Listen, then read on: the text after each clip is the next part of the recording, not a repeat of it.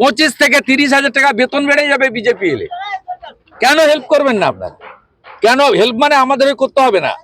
Police তুমি উর্দি ছাড়ো, তৃণমূলের ঝান্ডা ধরার মতো বিজেপির ঝান্ডা ধরো বলছি না, বলছি নিরপেক্ষ হতে। বরঞ্চ সরকারি প্রোগ্রামে বাধা দিচ্ছে রাজ্য সরকার।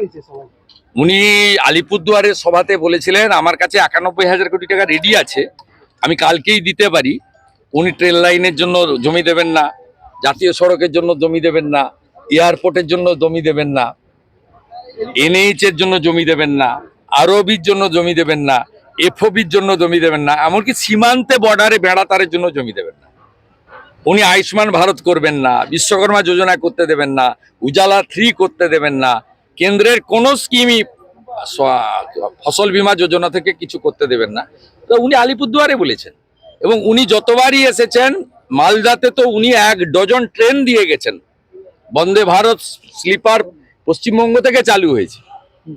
উনি তো সবসময় প্রো ডেভেলপমেন্ট, এবং উনি মেট্রোর যে উদ্বোধন করে দিয়ে গেছেন দমদমে এসে, সেদিন তো বলেছেন শিল্পে এক, শিক্ষায় এক, বাংলার হিত গৌরব সংস্কৃতি কালচার ফেরাবে বিজেপি, গ্যারেন্টারের নাম নরেন্দ্র মোদী। এর থেকে বড় কি আছে? আপনারা যদি ট্রু ইন্ডিয়ান হয়ে থাকেন, আপনারা যদি বাংলাকে ভালোবেসে থাকেন, মোদিজিকে বিশ্বাস করে আপনারা এবারে পরিবর্তন আনুন।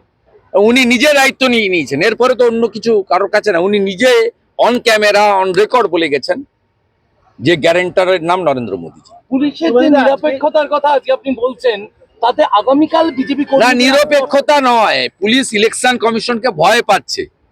আরিজ আফতাব নেই, মনোজ অগরওয়াল আছে, ভারতের ইলেকশন কমিশন তেড়ে ফুড়ে ধরেছে, ভয় পাচ্ছে। এটা যে ভালোবাসায় নয়, পুলিশের নিচের তলা তো আমাদের সঙ্গে আছে। আজকে তো ধর্মঘট ব্যাপক সাড়া। প্রত্যেকটা পুলিশ কর্মী জানেন, অমিত শাহজি বলে গেছেন 7ম পে কমিশন এরিয়ার ডিএ 25 থেকে 30,000 টাকা বেতন বেড়ে যাবে বিজেপি এলে। কেন হেল্প করবেন না আপনারা? কেন হেল্প মানে আমাদের করতে হবে না। পুলিশ তুমি উর্দি ছাড়ো, তৃণমূলের ঝান্ডা ধরার মতো বিজেপির ঝান্ডা ধরো বলছি না, বলছি নিরপেক্ষ হতে। এটা শুধু বাংলা বাঁচানোর জন্য নয়, আপনার পরিবার বাঁচানোর প্রশ্ন আছে, আপনার ছেলে মেয়েকে ভালো স্কুলে পড়াশোনার প্রশ্ন আছে, আপনার স্ত্রী পরিবার, আপনার বৃদ্ধ বাবা মাকে খুশি রাখার প্রশ্ন আছে।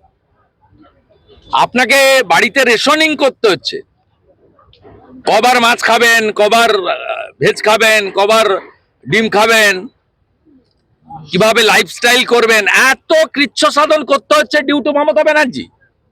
আপনাকে হকের পয়সা দেয় না। অতএব পুলিশের মধ্যেও জাগরণ ঘটছে। আরো ভালো ভালো খবর দেখতে সাবস্ক্রাইব করুন বাংলা হান্টির ইউটিউব চ্যানেল।